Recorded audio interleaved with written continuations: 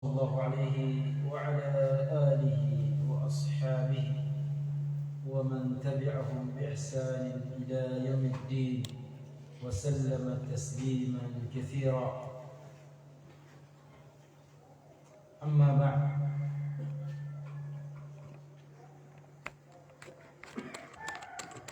أيها الحاضرين والحاضرات, bapak-bapak, ibu-ibu, saudara-saudari, ikhwani wa akhwati fillah, rahimani wa rahimakumullah ta'ala. Alhamdulillah, bersyukur kepada Allah Jalla wa Ala atas segala nikmat di subuh ini. Kita masih diberi kesempatan oleh Allah Subhanahu wa ta'ala untuk menjalankan kewajiban kita, yaitu salat subuh secara berjamaah di masjid kita ini, Masjid Babu Sufyan. Dan nikmat yang terbesar tentu saja adalah nikmat iman, hidayah kepada Islam, dan terlebih lagi hidayah untuk berada atau menapaki, berjalan di atas sunnah Rasulullah sallallahu alaihi wa ala alihi wasallam, yaitu dengan mempelajari dan menjalankan atau mengamalkan ilmu tentang agama, tentang ajaran, tentang pedoman yang dibawa oleh Rasulullah sallallahu alaihi wa ala alihi wasallam.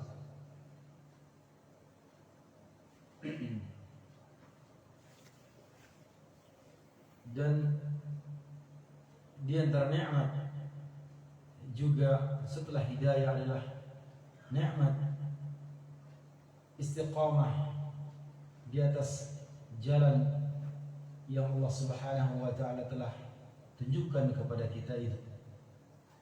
Karena begitu banyak orang yang dikatakan sebagai orang-orang yang berhijrah dari masa atau dari amalan atau dari keyakinan yang sebelumnya tidak sejalan dengan apa yang dicintai, apa yang diridhoi oleh Allah Subhanahu wa ta'ala, masih berada dalam kejahilan terhadap Islam. Kemudian dia mendapatkan hidayah Allah Subhanahu wa ta'ala untuk menjalankan sebagian dari kewajiban-kewajibannya kepada Allah Subhanahu wa ta'ala, untuk menjadi hamba-hamba Allah Ta'ala yang taat kepada Allah Subhanahu wa ta'ala. Karena itulah makna yang diinginkan atau makna yang dianggap sebagai makna orang-orang yang berhijrah, yaitu dari kemaksiatan kepada ketaatan, dari maksiat kepada ketaatan. Maka adalah nikmat bagi kita semua ketika Allah Subhanahu wa ta'ala mengokohkan hati-hati kita di atas agama Allah Subhanahu wa ta'ala. Nah, itu merupakan nikmat dari sekian banyak nikmat Allah Subhanahu wa ta'ala, nikmat yang tiada bandingannya. Karena dengan nikmat istiqamah itulah kita harapkan husnul khatimah dalam kehidupan kita. Sebagaimana sebagian orang mengatakan ketika mendengar ada orang meninggal, katanya mudah-mudahan husnul khatimah. Nah, padahal orangnya sudah meninggal. Yang seharusnya orang yang masih hiduplah yang kita doakan, atau kita sendiri mengharap, memohon kepada Allah Subhanahu wa ta'ala agar akhir kehidupan kita adalah dengan husnul khatimah, bukan dengan su'ul khatimah, wal'iyadzubillah. Dengan istiqamah itulah seorang diharapkan dia meninggal dalam keadaan husnul khatimah. Karena apa yang nampak sekarang ini, dari kehidupan manusia, dari apa yang diperbuatnya, dari amalannya, dari perbuatannya itu, hanyalah sementara. Karena yang menjadi ukuran adalah akhir dari kehidupannya, akhir daripada amalan. Sebagaimana sabda Rasulullah SAW, innamal a'mal bil khawatim.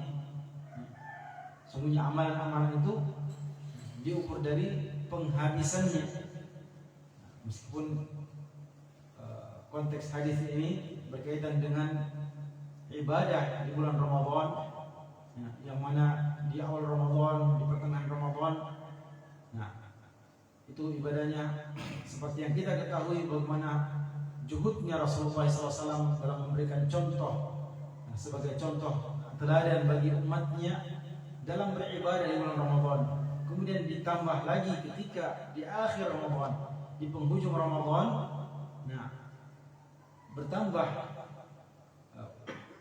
juhud Rasulullah SAW.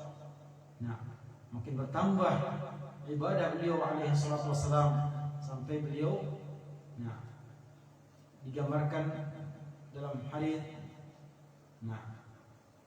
beliau mengencangkan sarungnya dan seterusnya dalam hadis tersebut yang menggambarkan begitu bertambahnya ibadah pada akhir-akhir daripada satu amalan. Dijaga, makin diperketat, makin diperkuat. Maka demikian pula dalam fase kehidupan manusia, dalam seluruh fase kehidupan manusia, maka yang kita harapkan adalah makin dekat kepada akhir daripada kehidupan, makin dekat pula kita kepada Allah Subhanahu wa taala, makin besar amalan ketaatan kita kepada Allah Subhanahu wa taala. Kita tetap menjaga istiqomahnya amalan kita, istiqomahnya hati kita di atas ketaatan kepada Allah Subhanahu wa taala. Karena begitu penting istiqomah ini. Bahkan Rasulullah sallallahu alaihi wasallam sendiri pun diperintahkan oleh Allah Subhanahu wa taala untuk istiqamah. Allah Subhanahu wa taala berfirman, "Fastaqim kama umirta wa man taba ma'ak wa la tadghaw innahu bima ta'maluna basir." Maka istiqamalah engkau kama umirta, sebagaimana yang diperintahkan kepadamu. Istiqamah terhadap apa yang telah diwahyukan kepada Rasulullah SAW. Istiqamah dalam menjalankan ketaatan, tidak menyimpang ke kanan ataupun ke kiri, berjalan lurus, menjalankan perintah Allah Subhanahu wa taala dan meninggalkan larangan Allah Subhanahu wa taala. Wa man taba ma'ak, bersama orang-orang yang mengikutimu, wala tadghaw, dan janganlah engkau melampaui batas, berlebihan. Ada sebagian orang begitu dapat hidayah Allah Subhanahu wa taala, baru mengenal ilmu, mengenal ajaran agama yang dibawa oleh Rasulullah SAW, dia inginnya berlebihan, ingin maksimal sampai melampaui batas kemampuannya sendiri. Yang kemudian ketika dia mengalami masa kejenuhan, malal atau kejenuhan, dia mengalami masa-masa futur, kelesuan dari amalan, berkurang amalannya, dia tidak istiqamah di atas apa yang dia telah tetapkan untuk dirinya sendiri. Yang tadinya sangat semangat sampai berlebihan. Makanya yang diinginkan adalah bagaimana seorang itu istiqamah di atas ketaatan kepada Allah Subhanahu wa taala. Apa yang telah diajarkan oleh Rasulullah SAW, bahwa agama ini sebagai agama yang mudah. Inna dina yusr wa lam yushadda dina ahadun illa ghalabah. Itulah yang kita jalankan. Karena sebaik-baik amalan adalah yang terjaga keselamatannya, meskipun kecil, meskipun sedikit. Ahabbul a'mal ila Allah taala, amalan yang paling dicintai oleh Allah Subhanahu wa taala adalah adwamuha, amalan yang dijaga kesinambungannya, bisa berjalan terus, dawam, tidak berhenti, meskipun dia sedikit. Yang kita harapkan itu bisa menjadi jalan bagi seorang atau bagi kita semua hamba-hamba Allah Subhanahu wa taala untuk mendapatkan kemuliaan, diberikan anugerah, nikmat, husnul khatimah dalam akhir kehidupan kita. Sampai Rasulullah pun diperintahkan untuk istiqamah. Bahkan begitu pentingnya istiqamah itu sampai ketika seorang sahabat Abu Amr Sufyan bin Abdullah radhiyallahu taala anhu datang kepada Rasulullah sallallahu alaihi wasallam bertanya atau meminta satu kalimat kepada Rasulullah sallallahu alaihi wasallam. Dia berkata, "Ya Rasulullah, qul li fil Islam qawlan la as'alu anhu ahadan ghaira." Wahai Rasulullah, katakanlah kepadaku tentang Islam qawlan, satu ungkapan, satu ucapan, satu perkataan yang aku tidak akan bertanya lagi tentangnya kepada seorang pun selain engkau. Maka apa jawaban Rasulullah SAW? Qul amantu billahi thumma istaqim. Rasulullah bersabda, qul, katakanlah, ucapkanlah, amantu billah, aku telah beriman kepada Allah, thumma, kemudian istaqim, istiqamalah engkau. Nah, itu yang dipesankan oleh Rasulullah SAW kepada sahabat yang meminta ucapan, satu ucapan, perkataan, nasihat dari Rasulullah SAW, pesan dari Rasulullah SAW yang merupakan pesan yang sangat penting, karena dia katakan, saya tidak akan bertanya lagi tentang perkataan tersebut kepada selain engkau, kepada seorang pun selain engkau, wahai Rasulullah. Rasul hanya mengatakan, katakanlah aku telah beriman kepada Allah, tsumma istaqim. Nah, tentu saja tidak sekedar mengucapkan aku beriman kepada Allah Subhanahu wa taala, karena pernyataan, ucapan seorang itu adalah tidak sekedar ucapan, tetapi harus ada konsekuensi daripada apa yang diucapkannya.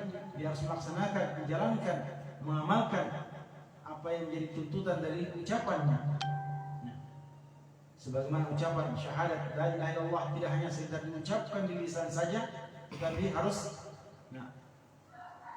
terpenuhi syarat-syaratnya, harus diilmui, difahami maknanya, kemudian diamalkan konsekuensinya dengan beribadah hanya kepada Allah Subhanahu wa taala dan meninggalkan ibadah kepada selain Allah Subhanahu wa taala, meninggalkan kesyirikan dan membenci perbuatan kesyirikan tersebut. Maka demikian pula pernyataan keimanan kepada Allah Subhanahu wa taala. Seorang harus mengenal Allah Subhanahu wa taala, apa yang dicintai oleh Allah Subhanahu wa taala, apa saja sifat-sifatnya Allah Subhanahu wa taala, apa yang dicintai dan apa yang dibencinya Subhanahu wa taala, sehingga kita akan menjalankan apa yang dicintai dan meninggalkan apa yang dibenci oleh Allah Subhanahu wa taala, apa yang diperintahkannya, apa yang dilarangnya Subhanahu wa taala. Kita jalankan apa yang diperintahkan dan kita jauhi apa yang dilarang oleh Allah Subhanahu wa taala. Kita hanya beribadah kepada Allah Subhanahu wa taala sebagai tujuan diciptakannya kita di atas muka bumi ini, dan kita tinggalkan menyekutukan Allah Subhanahu wa taala dengan sesuatu apapun dari selain Allah Subhanahu wa taala. Kemudian istiqamah di atas jalan tersebut. Istiqamah di atas ketaatan. Yang makna istiqamah disebutkan oleh sebagian ulama kita, para ulama memberikan pengertian-pengertian atau definisi tentang istiqamah, seperti Syekh Abdul Rahman bin Nasir As-Sa'di rahimahullah taala dalam tafsir beliau ketika menyebutkan firman Allah Subhanahu wa taala, innal ladzina qalu rabbuna Allah thumma istaqamu, kemudian mereka istiqamah, katanya ay akhlasu al-amal lillahi wa amilu bi ta'ati llahi wa ma syara'ahu Allah lahum Katanya kata Al-Hafidz Imam Ibnu Katsir dalam tafsirnya, "Tsumma istaqamu ay akhlasu al-amal lillah." Kemudian mereka mengikhlaskan amalannya kepada Allah Subhanahu wa taala. Dengan menjalankan ketaatan kepada Allah taala dan menjalankan apa yang disyariatkan oleh Allah Subhanahu wa taala kepada mereka. Demikian pula Syekh Abdul Rahman bin Nasir As-Sa'di rahimahullah taala dia katakan, "Tsumma istaqamu ay tsumma aslaku as-siratal musil ila Allah taala bitasdiqil khabar alladhi akhbara bihi wa ittiba'il amr wa ijtinabil nahi. Hadhihi haqiqatul istiqamah thumma ad-dawam 'ala dhalika." Katanya, jalanilah jalan yang mengantarkan kepada Allah Subhanahu wa taala dengan cara membenarkan khabar yang Allah taala kabarkan dan mengikuti perintahnya dan menjauhi larangannya. Inilah hakikat daripada istiqamah. Kemudian setelah itu ad-dawam 'ala dzalik, terus berjalan atau menjaga kesinambungan amalan tersebut, yaitu menjalankan ketaatan kepada Allah dan menjauhi larangan dan melaksanakan perintah Allah Subhanahu wa taala. Demikian pula Al-Hafidz Ibnu Rajab Al-Hambali rahimahullah taala dikatakan tentang istiqamah, "Suluk as-siratal mustaqim wad-dinul qawim min ghairi i'wijajin anhu yamnatan wa yasrah." Itu menempuh jalan yang lurus, yaitu ad-dinul qawim. Jalan yang lurus itu adalah agama yang lurus tanpa ada bengkok ke kanan maupun ke kiri. Wa yashmulu dzalika fi'l at-ta'at kullaha al-zahira wal batina wa tark al-manhiyat kullaha kadzalik. Dan istiqamah itu adalah mencakup pula menjalankan atau melaksanakan ketaatan, semua ketaatan, baik yang nampak, yang zahir maupun yang batin, yang tersembunyi, dan meninggalkan segala larangan. Fasarat hadhihi al-wasiyyah jami'ah li khisal ad-din kulliha. Sehingga wasiat ini mengumpulkan semua sifat-sifat, semua unsur-unsur daripada agama ini seluruhnya.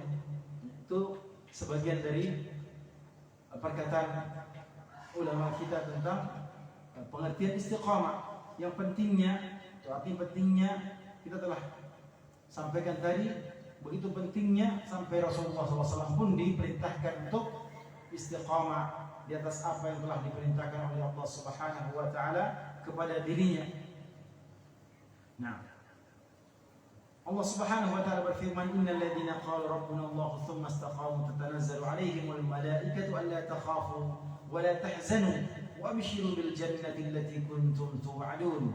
Nahnu awliya'ukum fil hayatid dunya wa fil akhirah wa lakum fiha ma tashtahi anfusukum wa lakum fiha ma tad'un nuzulan min ghafurir rahim." Sesungguhnya orang-orang yang berkata, "Rabbuna Allah tsumma istaqamu," Rabb kami adalah Allah. Telah kita terangkan sebelumnya tadi, sama dengan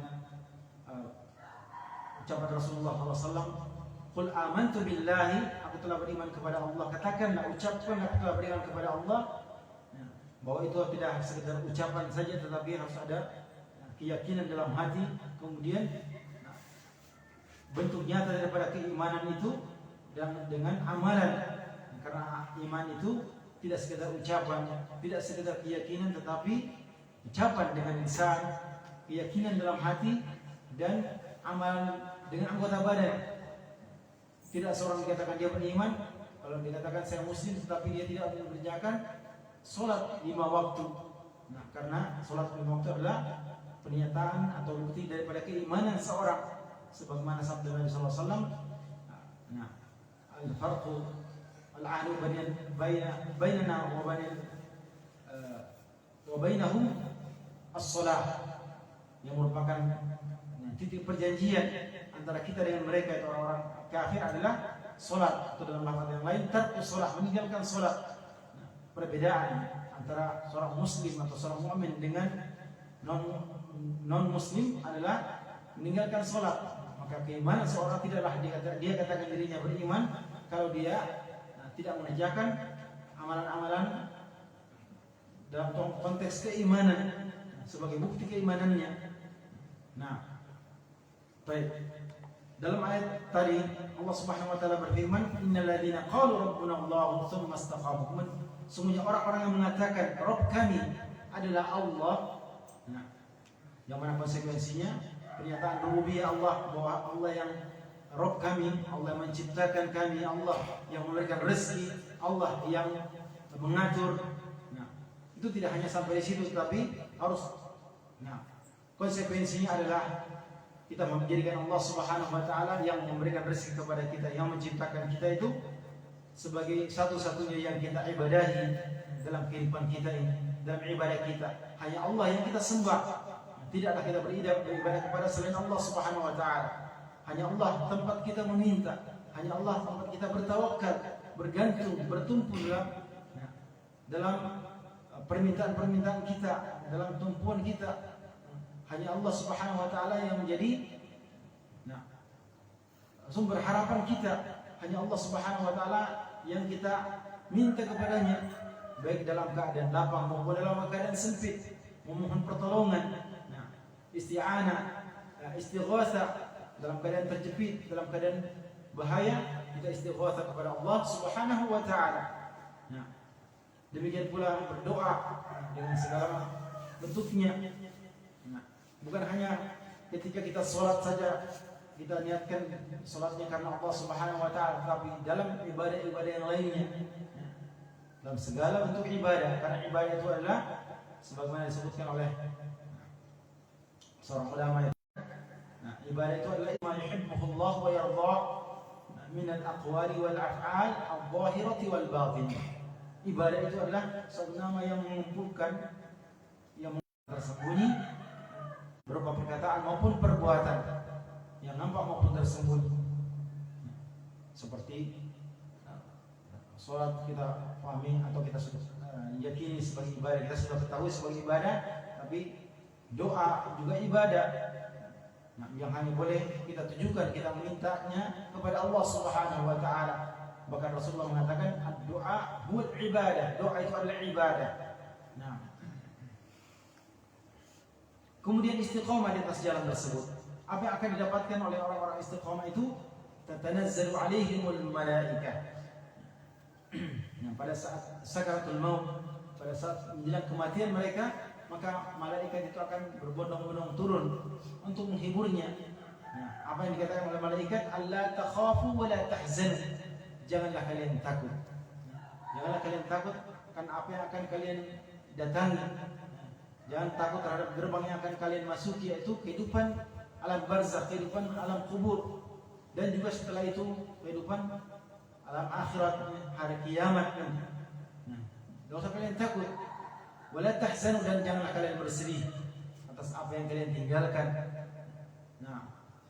Keluarga, kerabat, anak, istri, suami, dan harta kekayaan yang ditinggalkan. Wa abshiru bil jannah, dan bergembiralah, terimalah kabar gembira akan surga allati kuntum tu'adun, yang telah dijanjikan kepada kalian. Nahnu awliya'akum fil hayatid dunya wa fil akhirah. Kamilah yang menjadi penolong-penolong kalian dalam kehidupan dunia dan dalam kehidupan di akhirat. Walakum fiha ma tashtahi anfusukum, yang mana dalam surga nanti telah disiapkan untuk kalian apa yang kalian inginkan, apa yang kalian ketika di dunia kalian sangat menginginkannya, mengharapkannya. Walakum fiha ma tad'un, dan di surga itu telah diperuntukkan bagi kalian apa yang telah kalian siapkan atau apa yang kalian telah cari selama ini, apa yang telah kalian tuntut, apa yang kalian minta. Nuzulan min ghafurir rahim, sebagai karunia dari Allah Subhanahu wa taala, anugerah dari Allah taala yang Maha Pengampun lagi Maha Penyayang. Itulah keutamaan orang-orang yang istiqamah.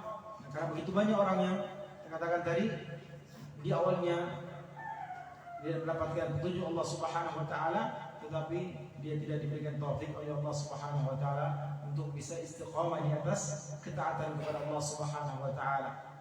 Karena kata Nabi SAW, ada orang yang sepanjang hidupnya beramal amalan penduduk surga, tetapi fima yabdu linnas, pada apa yang nampak bagi manusia.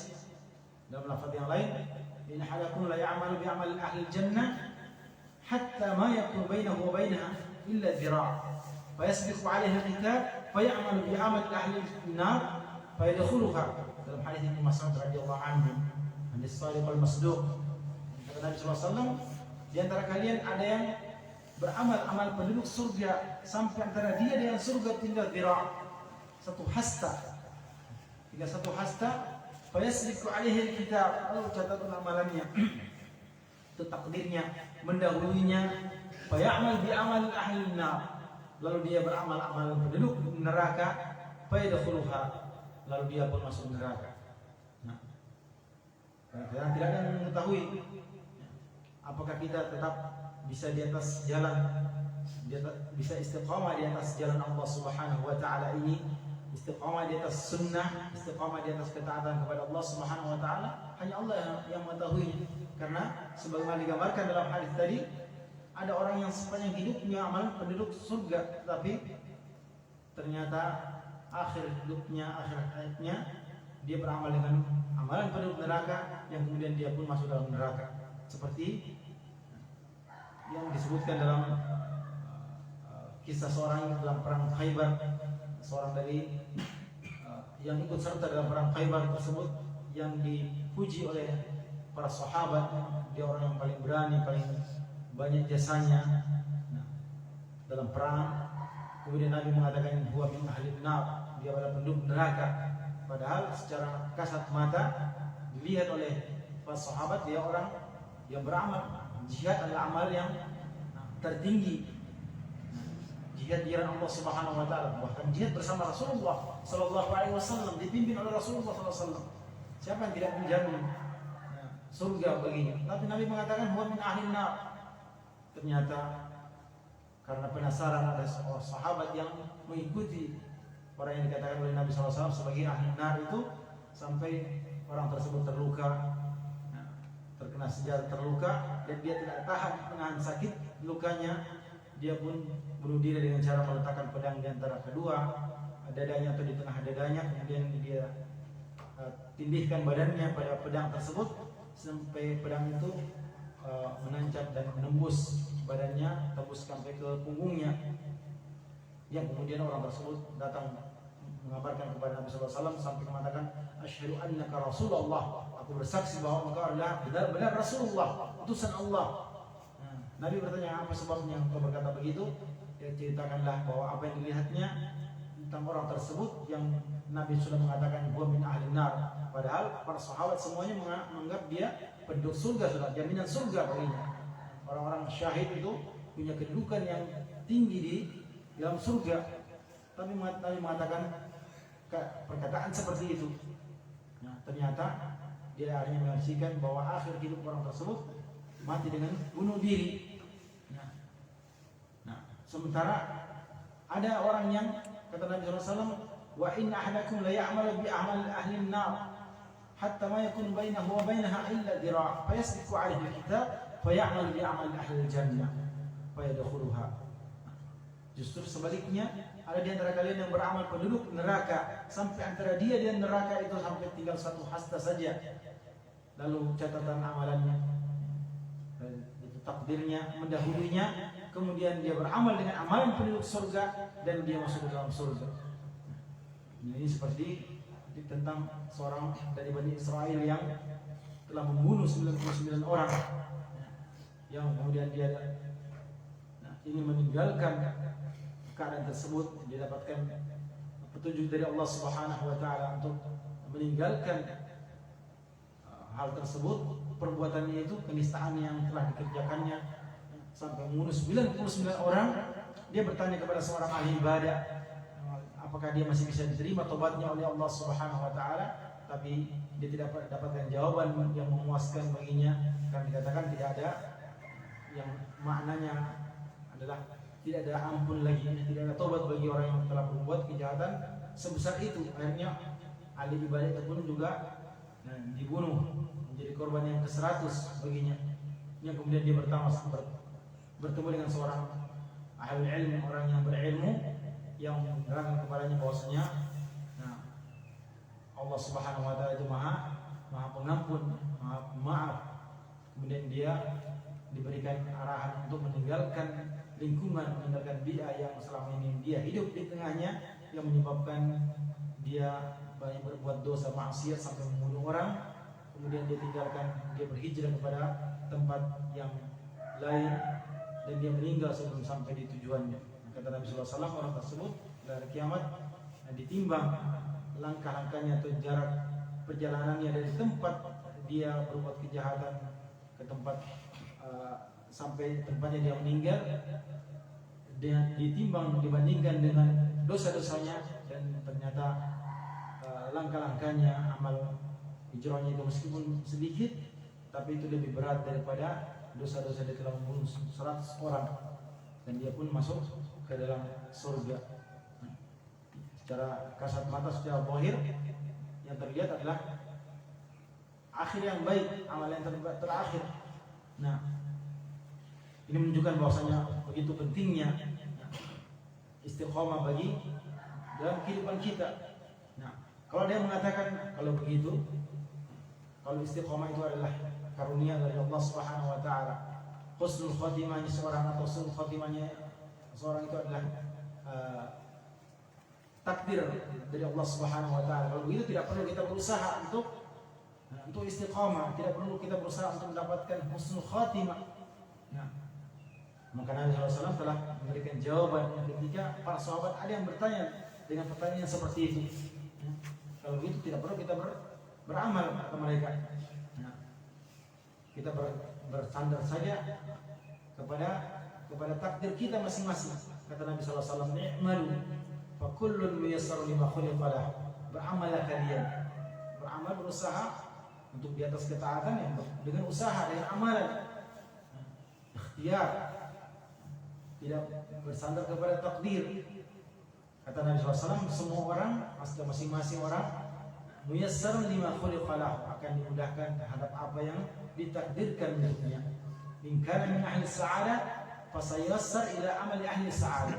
Kalau dia adalah orang yang bahagia nanti, termasuk orang-orang yang dianugerahkan kebahagiaan, husnul khatimah dan kemuliaan di akhirat, maka dia akan dimudahkan untuk beramal-amal orang yang bahagia. Wa in kana min ahli syaqawah fasayassar ila amal syaqawah. Kalau dia termasuk orang-orang yang sengsara, maka juga akan dimudahkan. Hanya dia akan larinya berbuat kepada amal orang-orang yang sengsara. Nah, menunjukkan bahwasanya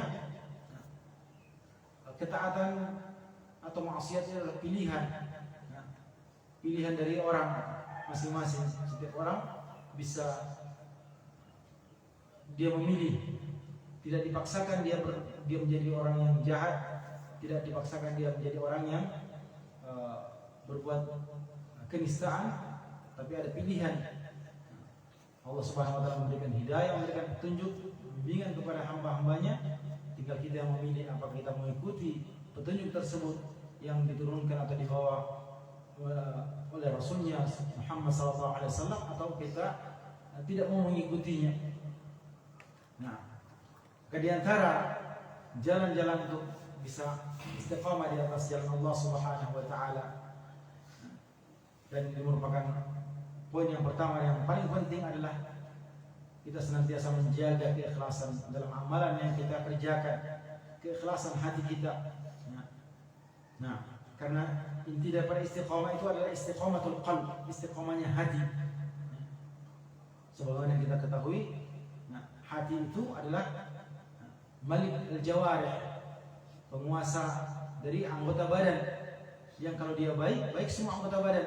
Kalau dia jelek, jelek juga semua amalan anggota badan. Karena keikhlasan itulah yang akan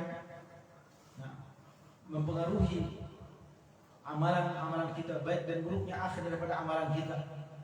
Karena kata Nabi sallallahu alaihi wasallam dalam hadis dengan lafaz yang berbeda dari hadis yang sama tadi, inna ahadakum la ya'malu bi amali ahli jannah fima yabdu lin-nas, pada apa yang nampak pada manusia kelihatannya, tapi yang mengetahui hati hanyalah Allah Subhanahu wa taala. Maka seorang kalau dia melakukan meskipun sedikit dari amal soleh, ketaatan kepada Allah Subhanahu wa taala, tapi dengan ikhlas dia mengerjakannya, maka amalan itu itulah yang akan diterima oleh Allah Subhanahu wa taala.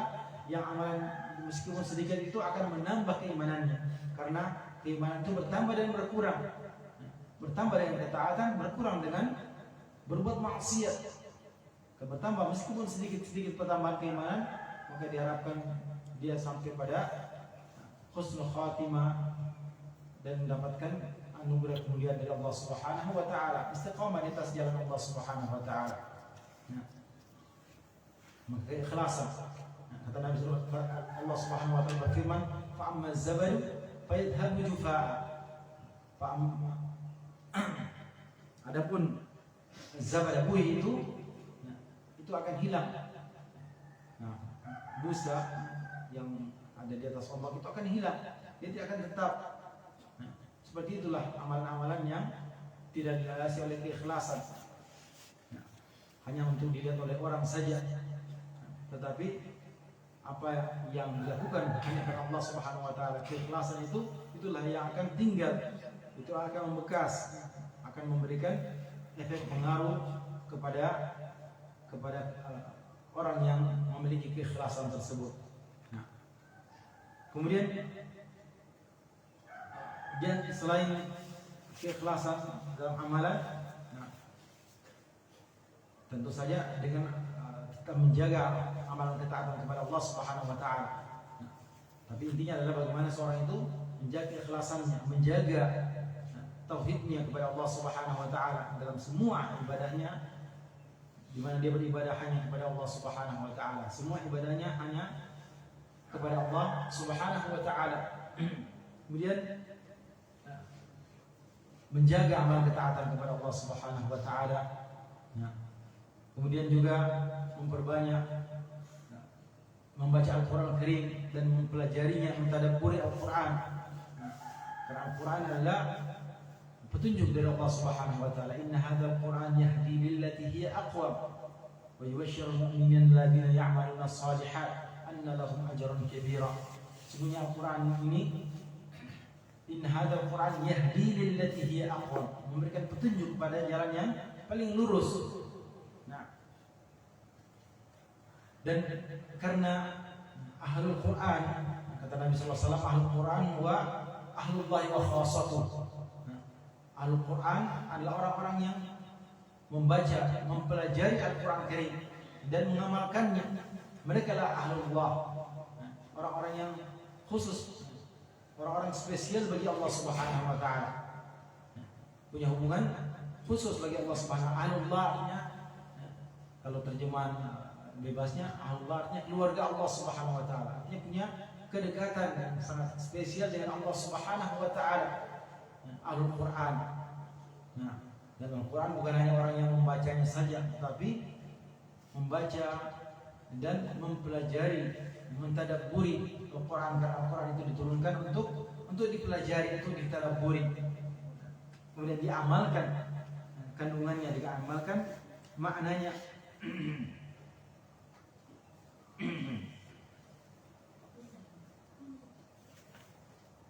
Nah, kemudian juga di antara jalan untuk menjaga diri kita tetap istiqomah di atas ketaatan, di atas jalan Allah Subhanahu wa taala adalah dengan menyibukkan diri dengan menuntut ilmu syar'i, menyibukkan diri menuntut ilmu, mempelajari agama Allah Subhanahu wa taala.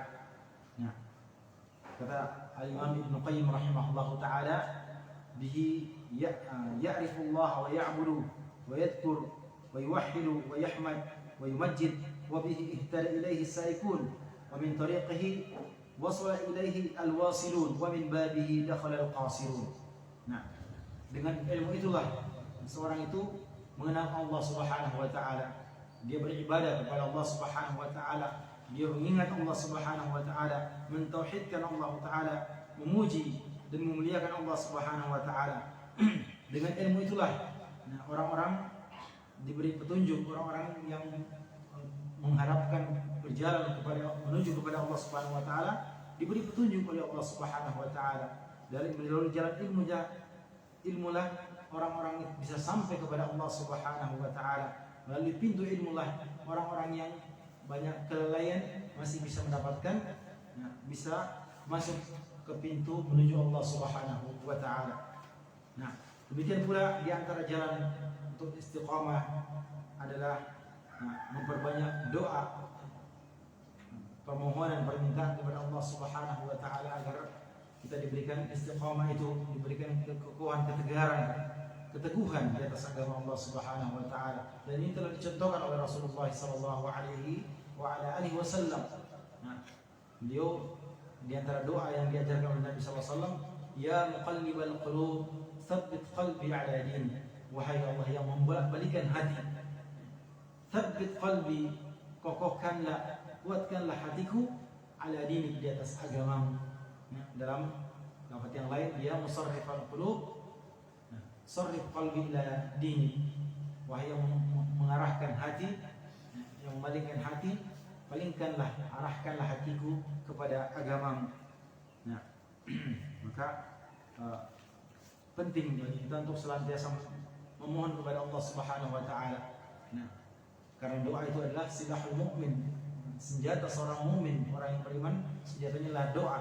Selain dia berikhtiar, berusaha, juga ditambah dengan doa. Jangan dia terlalu mengandalkan usahanya, kemudian dia tidak pernah berdoa meminta kepada Allah Subhanahu wa taala hasil yang terbaik daripada apa yang telah diusahakannya, diupayakannya itu. Nah, kata Syekh Abdul Rahman Ibn Nasr Sa'id rahimahullah taala dalam tafsir surah Al-Fatihah, nah, ketika menyebutkan firman Allah Subhanahu wa taala, ihdinas siratal mustaqim. Nah, ya Allah, ihdina, berikan petunjuk kepada kami kepada as-siratal mustaqim, jalan yang lurus. Nah, katanya fa hada doa min ajma'il ad'iyah wa anfa'iha lil abdi. Doa ini yang terdapat dalam surah Al-Fatihah yang setiap hari kita akan membacanya 17 kali, 17 rakaat. Setiap rakaat kita pasti membaca doa ini. Kita meminta doa diberikan petunjuk kepada jalan yang lurus oleh Allah Subhanahu wa taala. Tapi itulah sebabnya ketika kita membaca bacaan salat, apalagi surah Al-Fatihah, kita harusnya memahami makna dari apa yang kita baca itu. Kita hayati supaya benar-benar ada makna doa dalam apa yang kita baca itu. Tidak sekedar kita ucapkan karena kebiasaan, kita tidak rasakan. Kita membaca ihdinas siratal mustaqim, kita tidak merasakan apa-apa. Hati kita tidak mengatakan, ya Allah, tunjukkanlah kepada kami jalan yang lurus. Nah, kemudian kata Syekh Abdul Rahman As-Sa'di, wa lihada wajaba 'ala al-insan ayyadu Allah bihi fi kulli raka'atin min salatihi li daruratihi la dzalika. Itulah sebabnya kewajiban bagi setiap manusia untuk membacanya di setiap rakaat dalam salatnya, karena begitu pentingnya bagi permintaan ini, begitu pentingnya jalan kepada siratal mustaqim itu bagi setiap manusia. Nah, demikian pula di antara jalannya adalah memilih pertemanan yang salihah, pertemanan yang baik. Tidak sembarang bergaul, tidak sembarang berteman, tapi kita memilih orang yang mendekatkan kita kepada Allah Subhanahu wa taala, yang makin mengajak kita kepada ketaatan dan menjauhkan kita dari kemaksiatan. Nah, Rasulullah SAW membuat perumpamaan, innama jalisus salih wal jalisus su ka hamil misk wa nafikhul kir. Perumpamaan teman duduk yang saleh, yang baik itu dengan teman duduk yang jelek itu seperti penjual minyak wangi dengan nafikhul kir, peniup api, orang yang pompa api. Kalau pada besi zaman dulu masih dipakai pompa. Nah, fahamil misk imma an yuhdiyak wa imma an tatba' minhu wa imma an tajida minhu rihan thayyibah. Adapun penjual minyak wangi yang diumpamakan seperti teman duduk yang baik, kalau mungkin engkau akan diberikan minyak wangi atau mendapatkan minyak wangi tersebut, atau engkau membeli darinya, atau paling tidak engkau mendapatkan wangi yang semerbak, harum. Adapun nafikhul kir, kata Nabi sallallahu alaihi wasallam, imma ayyahriqa thiyabak, mungkin saja ketika engkau berdekatan dengannya, berteman dengannya, maka api yang ditiupkan di pompanya itu akan membakar pakaianmu, wa imma an tajida minhu rihan muntana, atau paling tidak engkau dapati bau yang tidak sedap, bau api, bau asap. Hadis riwayat Bukhari dan Muslim dari Abu Musa al-Asy'ari radhiyallahu taala anhu. Maka penting bagi kita untuk menjaga. Nah, dan bahkan Nabi SAW pun setelah diperintahkan untuk istiqamah, wastaqim kama umirta wa man taba ma'aka wa la tadghaw innahu bima ta'maluna basir.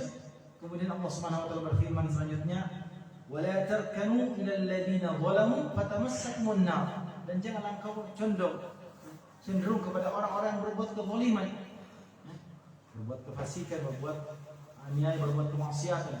Zaliman itu imma dzulm, nah, kepada orang lain, berbuat kezaliman terhadap dirinya sendiri dengan berbuat dosa, maksiat. Zulm kepada orang lain juga, berbuat dosa kepada orang lain, berbuat aniaya kepada orang lain, menzalimi orang lain. Maka jangan engkau berteman dengan mereka, jangan condong kepada mereka, senang duduk dengan mereka. Fatamassakum nar, yang akibatnya bisa saja kalian diisa atau dibakar atau disentuh oleh api neraka. Nah, karena kebanyakan bergaul dengan orang-orang yang fasik, nah, bukan untuk memperbaiki mereka, atau mungkin lisannya saja mengatakan untuk memperbaiki mereka, tapi lambat laun dia akan terpengaruh dengan perbuatan atau kebiasaan mereka. Dan yang lebih berbahaya lagi kalau akidahnya rusak, dia pun akan rusak akidahnya karena berteman dengan orang yang tidak baik. Bagaimana mengistiqamah di atas jalan Allah Subhanahu wa taala. Dan juga yang terakhir adalah kita senantiasa menjauhkan diri dari, menjaga diri dari berbuat yang haram, meskipun itu ringan, kelihatannya kecil, dosa-dosa kecil, dan tidak meremehkan dosa kecil, karena hal yang kecil itu bisa menjadi besar. Seperti kata seorang atau orang-orang kita dulu mengatakan, sedikit demi sedikit lama-lama menjadi bukit. Nah, sedikit demi sedikit lama-lama menjadi bukit. Kata seorang penyair, la tahqirana saghiratan, jangan engkau remehkan dosa-dosa kecil. Fa innal jibala minal hasa, karena jibal itu, gunung itu terbentuk dari butiran-butiran pasir atau dari hasa, dari batu-batuan yang kecil, atau butiran pasir, dia bisa menjadi gunung. Maka demikian pula dosa-dosa kecil, kalau terlalu lama dikerjakan israr dengan dosa-dosa kecil, lama-lama bisa menjadi dosa besar yang membinasakan. Wal'iyadzubillah. Maka seorang itu menjaga dirinya dari hal-hal yang kelihatannya sepele, seperti menundukkan pandangan, artinya melepaskan pandangan kepada apa yang diharamkan oleh Allah Subhanahu wa taala. Dia tidak menundukkan pandangannya. Demikian pula terbiasa menghibah, terbiasa mengunjing orang, terbiasa mengadu domba, atau terbiasa bersumpah, sumpah palsu, berbohong, terbiasa berbohong. Ketika ditelepon, saya sudah di lokasi, padahal dia masih di rumah. Itu adalah bentuk-bentuk perkara yang diharamkan oleh Allah Subhanahu wa taala, yang bisa menjerumuskan kita atau menjauhkan kita dari Allah Subhanahu wa taala, dan menjatuhkan kita dalam kebinasaan. Yang diantaranya adalah berburuk sangka kepada saudara kita. Berburuk sangka kepada saudara kita. Selain kita juga misalnya meremehkannya atau menganggap kita terbaik, yang paling baik, karena adanya ujub, kagum kepada diri sendiri. Hal yang terkadang ada dalam hati kita adalah berburuk sangka kepada saudara kita dengan sesuatu. Kita menganggap dia berbuat begini, kita menganggap dia banyak mencuri, kita menganggap dia maksiat. Kenapa? Karena buruk sangka itu bisa menjadi kembali kepada orangnya. Karena al-jazaa min jinsil amal, dia berburuk sangka kepada orang, bisa saja dia yang terkena imbas daripada buruk sangkanya. Apalagi kalau dia sudah nyatakan, sebagaimana dalam hadis, barang siapa berkata kepada saudaranya bahwa dia kafir, kalau tidak terbukti maka itu akan kembali kepada dirinya. Demikian pula sangkaan kita kepada saudara kita, kita jauhkan diri kita dari penyakit-penyakit hati, buruk sangka kepada orang lain, dendam, kebencian, dan kita bersihkan hati kita. Semoga itu bisa menjadi jalan untuk istiqamah kita di atas jalan Allah Subhanahu wa taala. Nah, mungkin itu yang dapat kita sampaikan dalam kesempatan ini. Mudah-mudahan manfaatnya. Wa nasallallahu jalla wa ala yu'allimna ma yanfa'una bima 'allamana wa yazidna 'ilman innahu waliyyu dzalika wal qadir 'alaihi. Wa sallallahu wasallam ala nabiyyina Muhammadin wa ala alihi wa sahbihi ajma'in. Subhanakallahumma bihamdik asyhadu an la ilaha illa anta astaghfiruka wa atubu ilaik.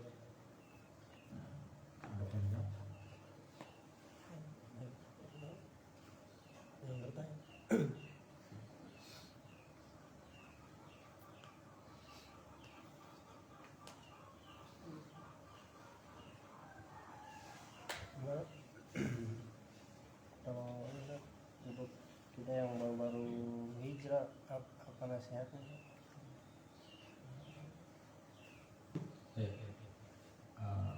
Nasihat bagi yang baru berhijrah. Nah, pertama kita bersyukur kepada Allah Subhanahu wa taala bahwa Allah telah memberikan kita hidayah. Nah, kemudian di antara bentuk kesyukuran itu adalah kita menjaga hidayah tersebut, yang mana telah kita terangkan tadi. Bagaimana menjaganya? Di antaranya adalah kita menjaganya dengan memperdalam pengetahuan kita atau ilmu kita tentang agama Allah Subhanahu wa taala. Karena hijrah itu bukanlah hanya sekedar penampakan lahiriah saja, bahwa ketika seorang itu sudah berpakaian pakai baju panjang seperti ini, thawb, jubah, atau pakai pakaian muslim, dia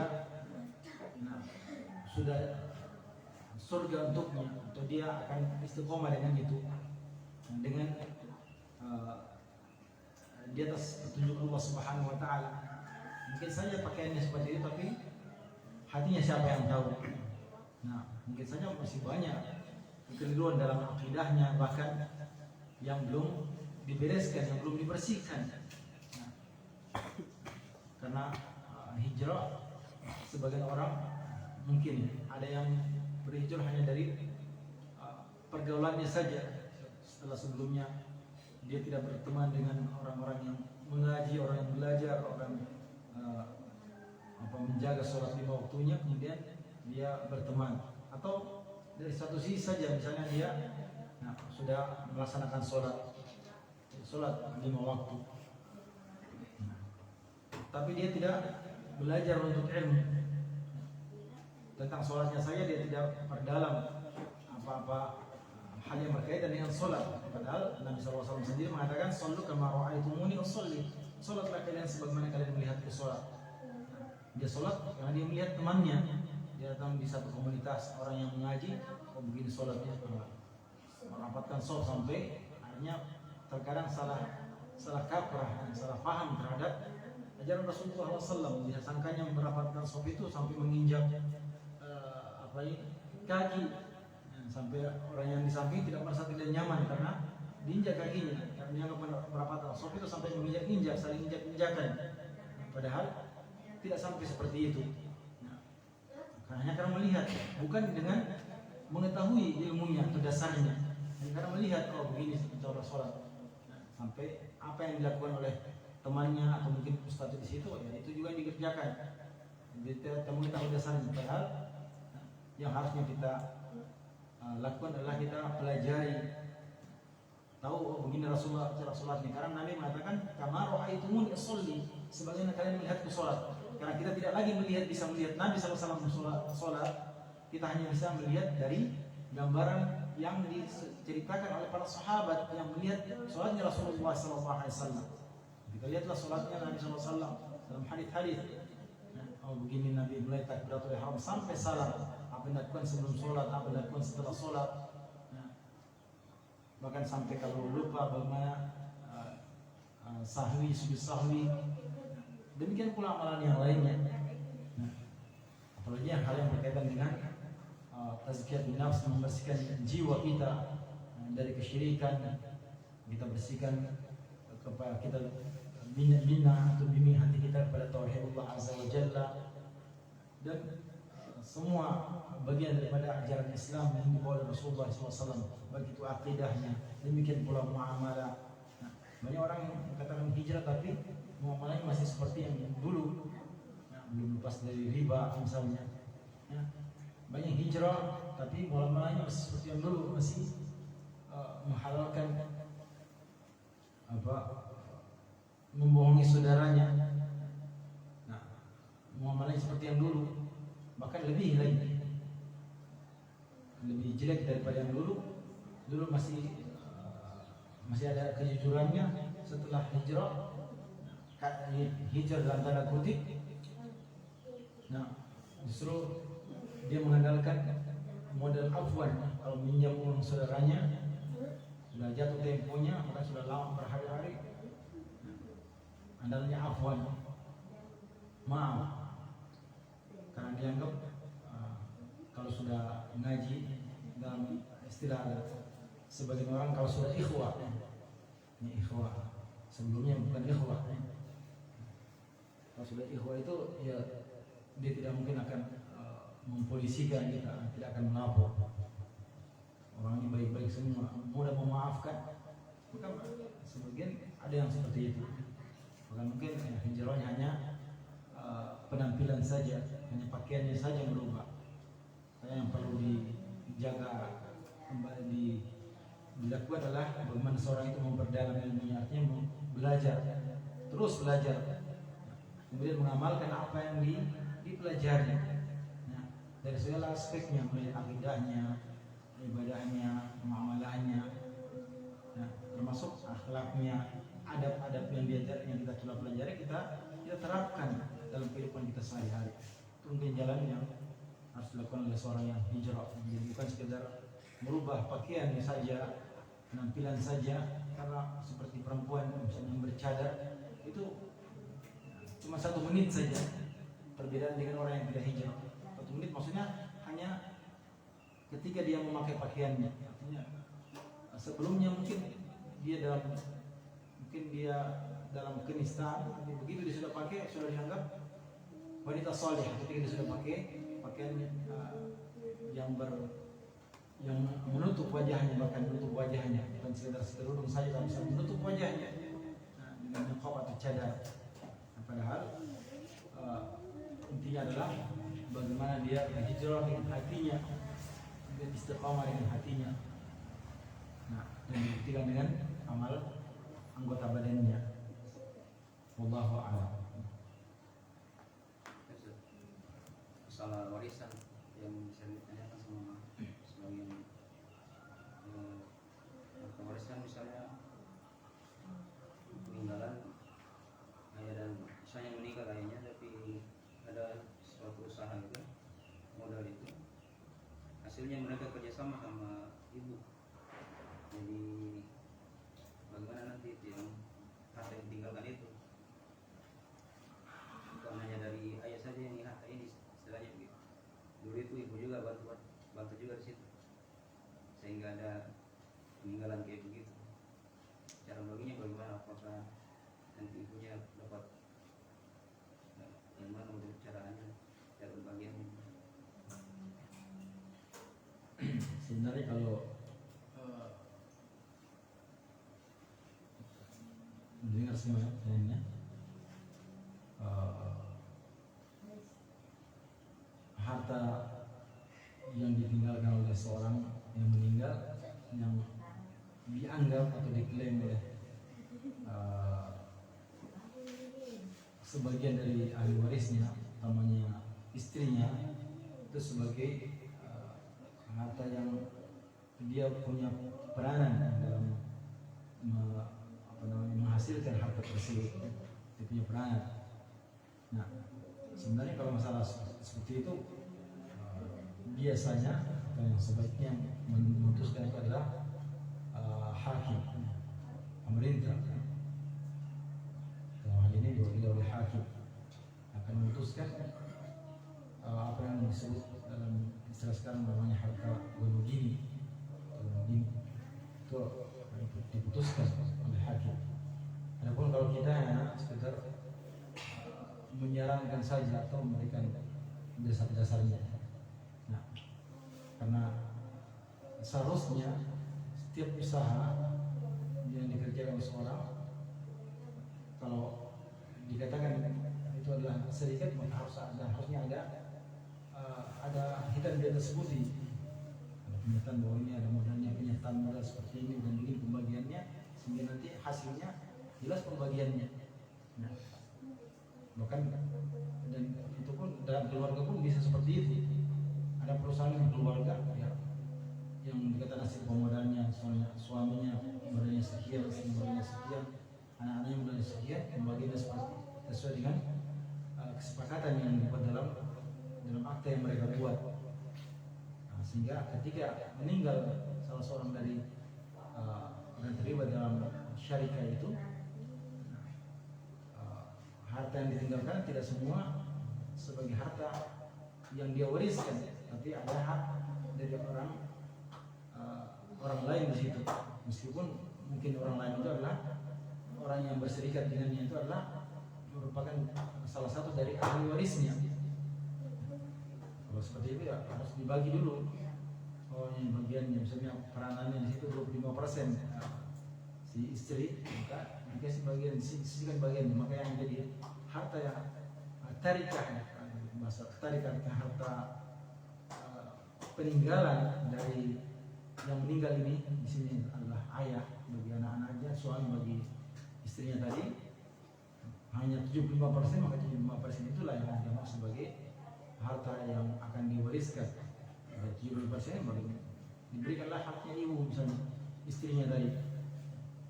Selain dari 25% tadi miliknya, dikasih lagi 1/8 karena ada anak-anaknya. Kemudian anak-anaknya dapat bagiannya masing-masing. Seperti itu. Allah. Jadi intinya lebih diarahkan kepada pengadilan, kecuali kalau tidak ada klaim seperti itu. Nah, maka ya seperti dianggap itu semua harta suami.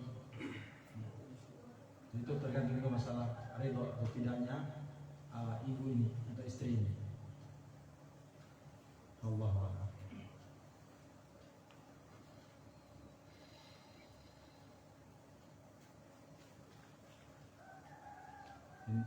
Cukup.